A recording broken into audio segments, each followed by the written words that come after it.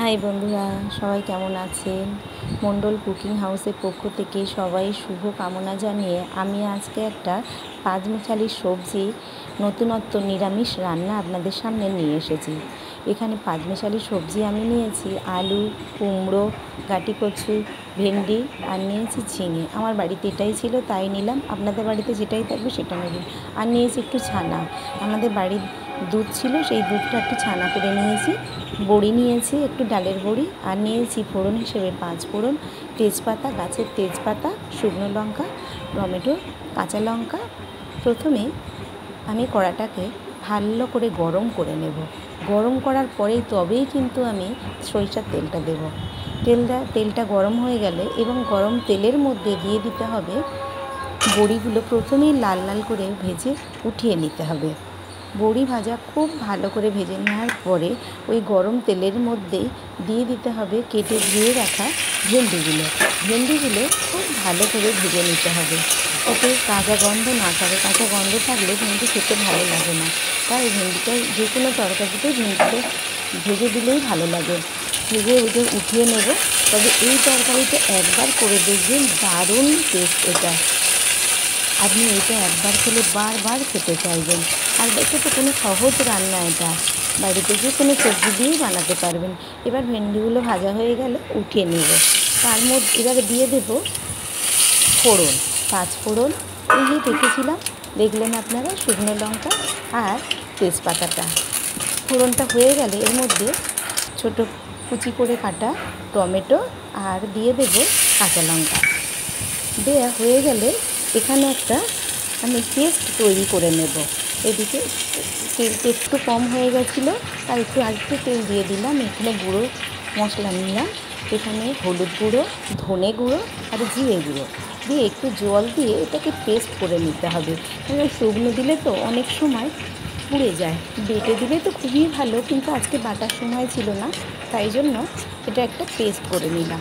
এবারে এই পেস্টটা কড়ার মধ্যে দিয়ে দিতে হবে, দিয়ে খুব ভালোভাবে এই টমেটো সব মশলার সাথে কষিয়ে নিতে হবে। কষিয়ে তেল ছেড়ে দেবে। এই পর্যায়ে তেলটা ছেড়ে দিলে এই পর্যায়ে একে একে সমস্ত সবজিগুলো দিয়ে দেব। আলু, কেটে রাখা কুমড়ো, ঝিঙে আর গাঁটি কচু খেতে আমার ভীষণ ভালো লাগে। কার কার গাঁটি কচু খেতে ভালো লাগে আমাকে কমেন্ট বক্সে জানাবেন। এবার এটাকে খুব ভালোভাবে কষাতে হবে। এবারে লবণ দিয়ে দিলাম স্বাদ মতো। কষানোর পরে একটু কষিয়ে নেওয়ার পরে লবণটা দিয়ে দিলাম, দিয়ে আরও একটু ভালোভাবে কষাতে হবে। কষানো একটু হয়ে গেলে এবার এর মধ্যে দিয়ে দিতে হবে এই যে ছানাটা ছিল। বাড়িতে যখন দেখবেন ছানা অল্প, তখন ঠিক এইভাবেই রান্না করবেন, ছানার টেস্টটাও পাবেন। আর সবার মধ্যেই সবাই একটুখানি খেতে পারলে একটুখানি ছানা কাটিয়ে বা দেবেন বলে। এবার এটাকে একটু কষিয়ে নিতে হবে। বাড়িতে বেশ অনেকটা দুধ ছিল, কেউ খেতে চাইছিলেন না, তাই লেবু দিয়ে একটু এই ছানাটা কাটিয়ে নিয়ে আর দিয়ে দিলাম। আপনারাও বাড়িতে ঠিক এইভাবেই করবেন। বাড়িতে শুধু ছানা কাটিয়ে না, বাড়িতে এমনি পনির থাকলে সেটা দিয়েও করতে পারে।